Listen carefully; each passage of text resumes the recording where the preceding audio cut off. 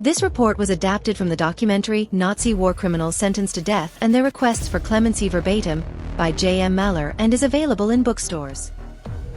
Adolf Eichmann, SS-Obersturmbannführer, head of the Eichmann Department. In addition to historical images and film recordings, this report was supplemented by modern AI-supported animations.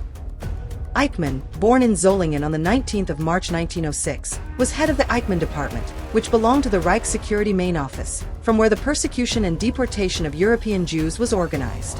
As a desk clerk, Eichmann was jointly responsible for the murder of an estimated 6 million people in Europe, which was largely occupied by the Nazi state.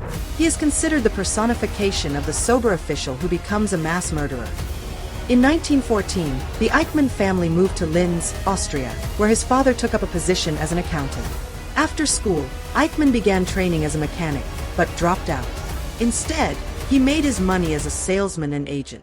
In April 1932, Eichmann became a member of the Austrian NSDAP and the SS.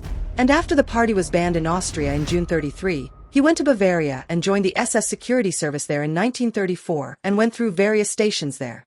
After the annexation of Austria in 1938, he was transferred as SD leader to the SS Upper Section Danube. During Kristallnacht, he commanded destruction units, and in August of that year, he set up the Central Office for Jewish Emigration in Vienna, which organized and promoted the forced emigration of Austrian Jews. Another goal of the Central Office was to steal the assets of forced emigrants. In July 1939, the Central Office for Jewish Emigration in Prague was opened, which was based on the Vienna model. Later, these offices were also used for deportations to the extermination camps. At the beginning of 1940, he took over the management of the Reich Central Office for Jewish Emigration in Berlin and became head of Department 44, Eviction Matters, and the Reich Central Office for Jewish Emigration at the Reich Security Main Office. From July 1941, Eichmann was responsible for organizing the entire deportation of Jews in Germany and the occupied European countries, transport coordination, timetables, and train occupancy. After the Wehrmacht occupied Hungary on the 19th of 1944, the so-called Operation Margarethi, the approximately 230-strong Special Operations Command Eichmann was founded and was under his leadership. The aim was to eliminate and concentrate the Hungarian Jews from public life, then deport them and destroy them, with the exception of those who are fully able to work. By the 9th of 1944 alone, 437,402 Hungarian Jews had been brought to Auschwitz under Eichmann's leadership. Shortly before the end of the war, Eichmann went into hiding and posed as a certain SS-Obersturmbannführer Otto Eichmann, but he was taken prisoner by the Americans, but was able to escape and go into hiding again. After the war, he initially lived in Germany with forged documents until he emigrated to Argentina in 1950, where he lived and worked modestly in Buenos Aires under the name Ricardo Clement. After a few months, his wife and children followed him. In 1957, Eichmann gave an extensive interview to the National Socialist and former Nazi propagandist Wilhelm Sasson in Argentina, in which he freely commented on the persecution of the Jews and his role. So Eichmann said, "I have to tell you quite honestly, if we had killed 10.3 million Jews out of the 10.3 million Jews, I would be satisfied and say, well, we have destroyed an enemy." He further said, "We would have fulfilled our task for our blood and for our people, and for the freedom of the people if we had destroyed the cleverest spirit of the human spirits living today. Because that's what I told Stryker, what I've always preached. We're fighting against an opponent who, through thousands of years of training, is mentally superior to us." On the 11th of 1960, he was arrested by the Israeli Secret Service and flown to Israel. The Eichmann trial in the Jerusalem District Court, at which he pleaded not guilty, lasted from the 11th/4th to the 15th/12th of 1961. He was found guilty and sentenced to death by hanging. On May 29, 1962, Eichmann wrote a handwritten multi-page request for clemency to the Israeli President Yitzhak Ben-Zvi. Eichmann's wife and siblings also submitted applications, but they were all rejected. On the night of the 31st/5th to the 1st/6th, at 12:02 a.m., Eichmann was executed in the Ajalon prison in Ramla. For decades, his petition for clemency was considered lost until it resurfaced during digitization work in the presidential archives. On the occasion of the 71st anniversary of the liberation of the Auschwitz concentration camp, this document was published by Israel's President Reuven Rivlin.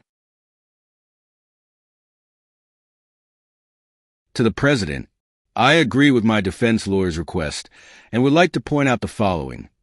The judges made a crucial error in their assessment of me, as they were unable to put themselves in the time and position in which I was during the trial years of war.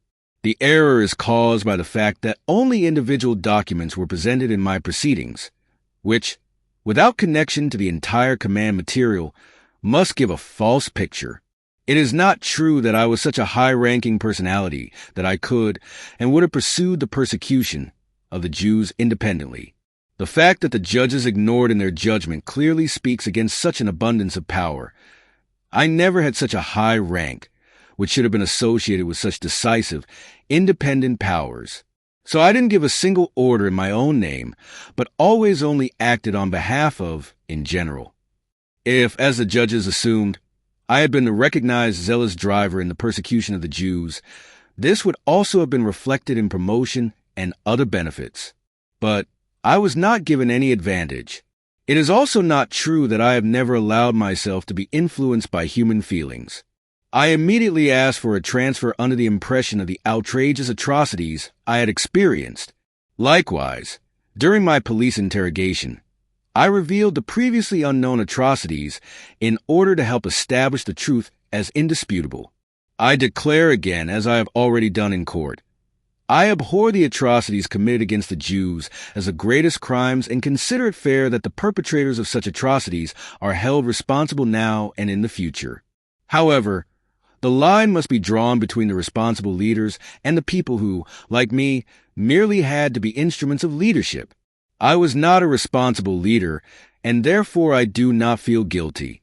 I cannot accept the court's verdict as fair.